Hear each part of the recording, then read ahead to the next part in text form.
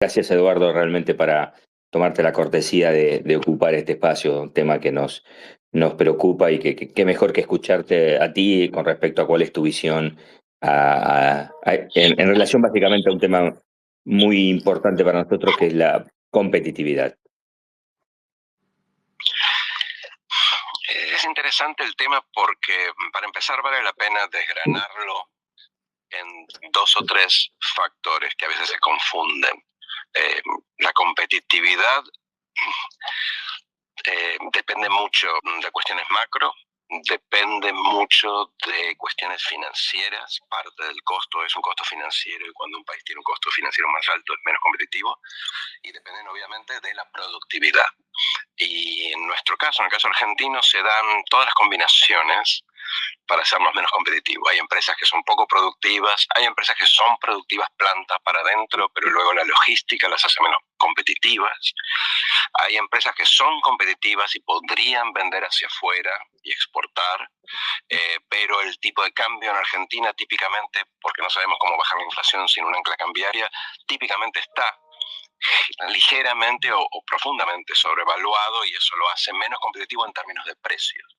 Entonces, como ves, hay diferentes planos, y en todos los planos Argentina, salvo excepciones, tiene problemas. O sea, hoy por hoy, por ejemplo, pero no es la única vez, ni mucho menos, el dólar, el tipo de cambio no nos ayuda en términos multilaterales, en términos reales estamos relativamente caros. La logística argentina es muy costosa. Ahora se está tratando de desregular en parte eso, pero el costo de transporte es malo, la infraestructura es muy irregular y los productores están lejos de los puertos. Por ejemplo, lejos de las salidas hacia el exterior, son poco competitivos internacionalmente.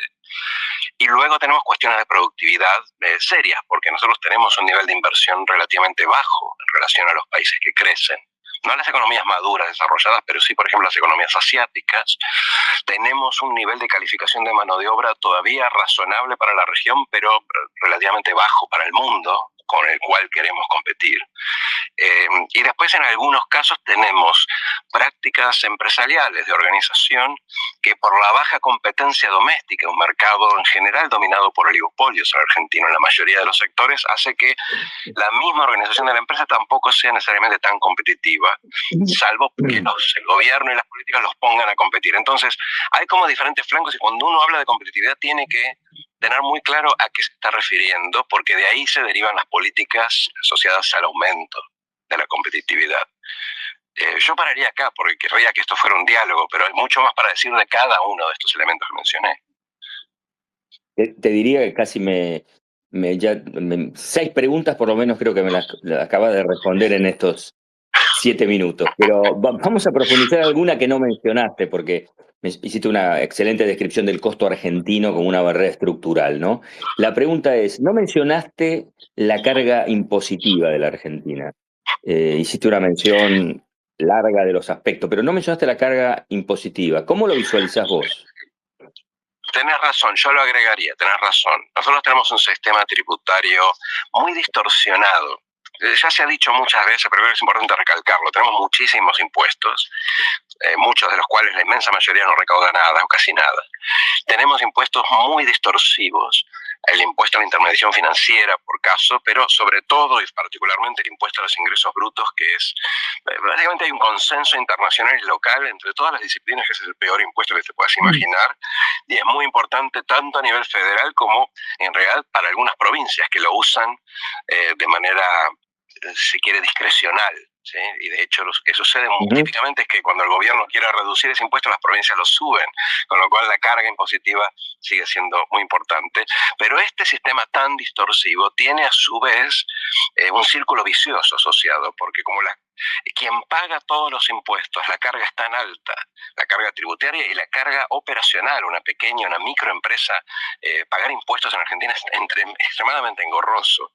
Lo que genera esto es una economía dual, en donde los que pagan mucho, y hay mucha de esta economía, mucha producción que está fuera del sistema, paga a medias o no paga nada, la economía informal, lo que reduce la base tributaria, y reduce la base tributaria incluso a nivel previsional. Parte de nuestro déficit previsional es por la informalidad laboral y la informalidad productiva, y esto genera que no podamos bajar los impuestos que tan distorsivos hacen el sistema. Entonces es casi como el peor equilibrio.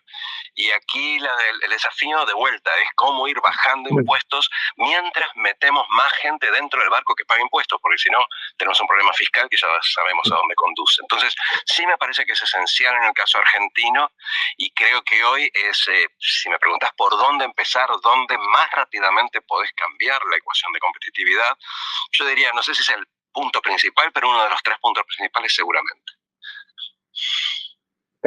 Está claro, por eso nos parecía que eso, especialmente como bien dijiste vos, la informalidad es un elemento que se combate con un control efectivo o al menos una baja de la carga tributaria que no sea un incentivo para ser informal en un país que está habituado a la informalidad y donde hay niveles en algunos sectores que superan el 70%, ¿no? De hecho, las dos cosas te diría, palo y zanahoria, claro. Porque vos a la microempresa hoy, que tiene, son estudios aproximados, pero el 65% del empleo en negro, no el independiente, pero el empleo en negro está, estimamos, en microempresas, en empresas de hasta 5 trabajadores. Esa empresa hoy no puede pagar el sistema tributario que tenemos. Entonces, si queremos que esa empresa entre, a los golpes la hacemos quebrar, desaparece o se extingue y vuelve a aparecer informal por otro lado. Entonces, palo y zanahoria. Tenemos que tener un régimen tributario para la empresa chica, incluso la mediana, puedan entrar suavemente al régimen y crecer acompañadas por un régimen que se vuelve más pesado a medida que vas creciendo y crecen tus capacidades.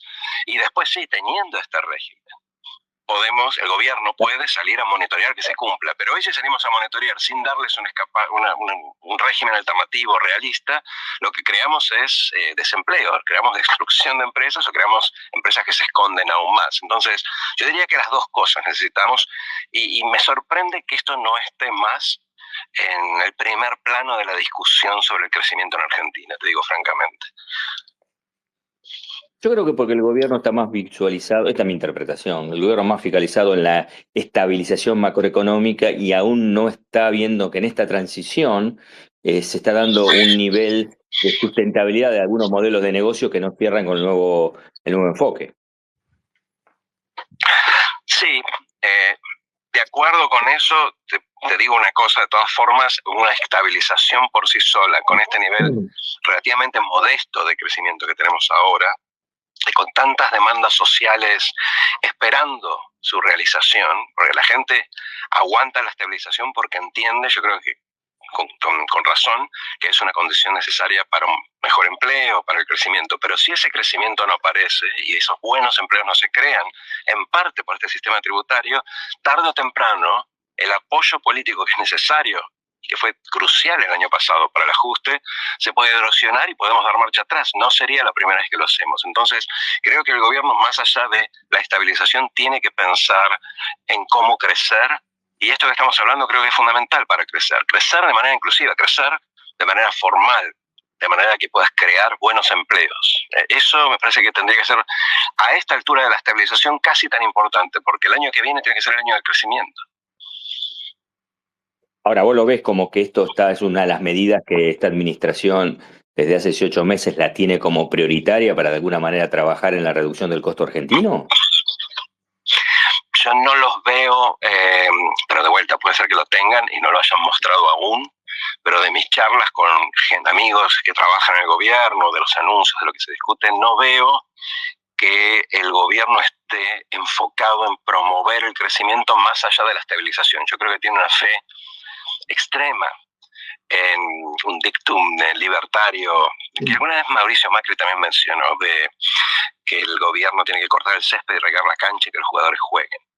Y los jugadores juegan, pero también necesitas un director técnico, necesitas un preparador físico. Digo, hay un acompañamiento, no es que vos jugás por ellos, no es que sos un estado empresario, pero tenés que mirar dónde se traban los jugadores, por qué no llega la pelota al área. Y algunas de esas cosas tienen que ver con políticas de Estado. Por ejemplo, necesitamos pensar un régimen tributario que, entre muchas otras cosas, muchos otros problemas que tiene que resolver, facilite la formalización de las empresas, que es la condición sine qua non para formalizar el trabajo. Y eso implica darle una vuelta más, me parece, de la que el gobierno está pensando. Está clarísimo. Ahí aparece otro elemento que vos mencionaste también, es la dificultad de, en este entorno no competitivo, poder armar una agenda de desarrollo económico y con una integración global que pretende esta administración. ¿Cuál crees que deberían ser las principales medidas que tome el gobierno para poder encauzar esa línea de cambio en la percepción que tiene la Argentina para los inversores? Los inversores, hay dos tipos de inversores. Uno a veces se los confunde y uno termina hablando del inversor financiero y en particular de la inversión financiera en renta fija, en deuda pública, en bonos. Ese inversor tiene una motivación muy clara que es que el gobierno le pague. Si el país crece o no crece, le da igual. De hecho, la correlación ni siquiera es tan alta estadísticamente. Obviamente quiere que haya un gobierno cumplidor y un gobierno fiscalista, porque si uno no tiene superávit fiscal no puede pagar ni los intereses. Pero esa preocupación es como muy específica y angosta, diría. El inversor que nosotros necesitamos, además del inversor financiero, es el tipo que venda dólares y compre cosas en pesos, o sea, el inversor extranjero, el inversor argentino que tiene dinero en el exterior y que los traiga e invierta en activos reales, o incluso también en formación, en empresas, en producción. Ese tipo tiene un horizonte un poco más largo, obviamente, porque si yo traigo el dinero y me pongo a invertir, necesito que me des 5 años de visibilidad como mínimo, posiblemente más, 10, 15, dependiendo del tipo de inversión. Y ese inversor, y estamos hablando no solo en el extranjero, sino en el argentino que tiene sus ahorros afuera declarados, totalmente regularizados, pero de todas formas sin ganas de hundirlos en activos en pesos, en activos argentinos, ese pide varias cosas al gobierno. Primero pide continuidad de políticas, cualquiera sea el gobierno, políticas razonables, pero que no cambien. ¿Sí? En Argentina la política es muy transitoria y cambia a veces cada 4 años, a veces incluso más rápido. Segundo, le pide menos intervención, que también es una forma de aclarar el panorama. O sea, si me prometes estas reglas del juego, no me las toques por un tiempo muy prolongado. ¿Sí? Plantéame las reglas, pero no me las cambies. Eso es fundamental. Cualquier empresario, cualquiera que quiera invertir en algo que sea tangible, va a entender esto intuitivamente. Y luego, también creo que precisa que el gobierno acompañe.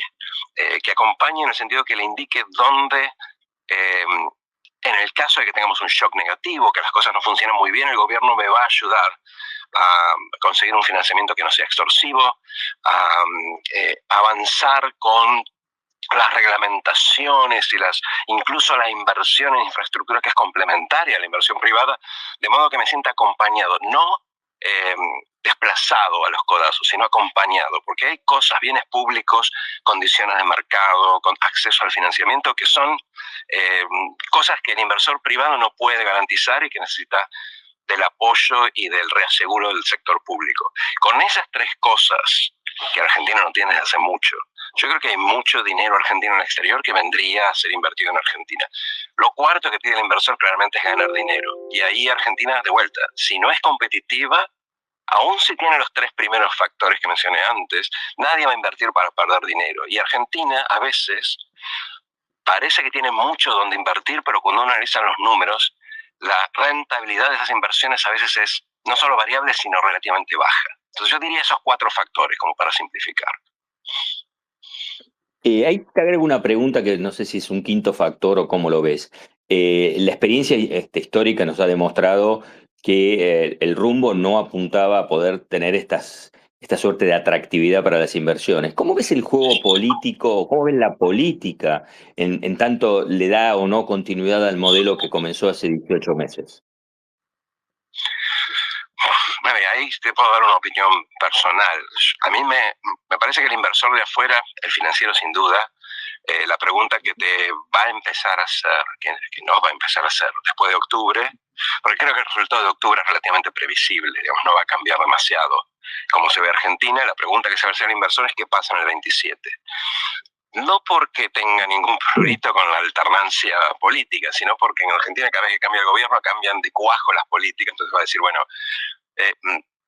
obviamente va a querer una continuidad y le va a resultar atractivo que siga el mismo gobierno, pero con alguna probabilidad va a ser otro gobierno una probabilidad de 100% y te va a interesar saber quién es el otro. O sea, ¿qué pasa si no gana este gobierno?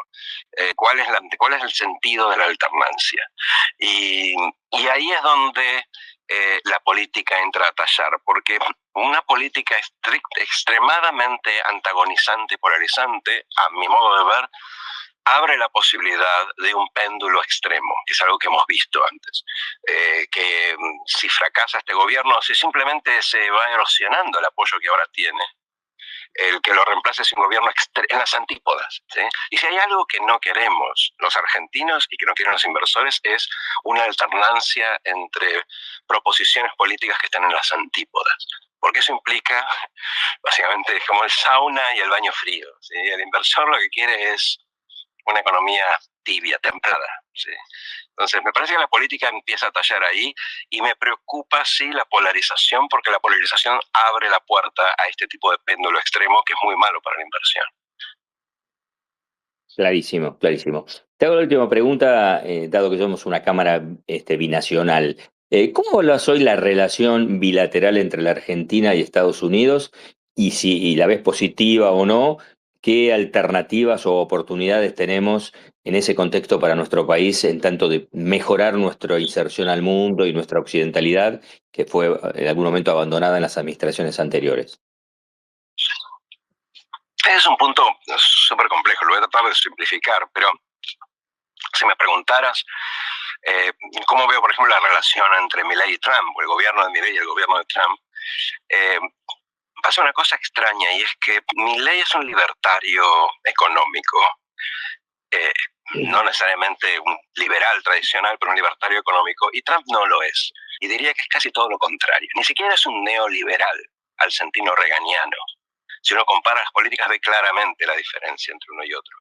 Entonces, la relación que hay entre Milei y Trump ahora se ha vuelto una relación ideológica en términos de posicionamiento en la cultura woke y batalla cultural, pero en lo estrictamente comercial, el gobierno argentino lo viene manejando bastante bien, pero claramente hay una contradicción abierta entre una economía que pretende abrirse al mundo, integrarse, y que le pide a Estados Unidos dos cosas, financiamiento y mercados, y una economía como la americana que lo quiere cerrarse al mundo y quiere que repatriar empresas y usar, digamos, a usar el comercio, las reglas de comercio como un arma, como usó eventualmente con Rusia las reglas financieras. Entonces, te diría, del lado bueno es que el gobierno, por su relación de afinidad cultural, no económica, puede mitigar el impacto seguramente de las políticas de Trump, aunque hasta ahora tampoco es que a nosotros nos han tratado tan visiblemente mejor que a otros países latinoamericanos que no tienen esa afinidad.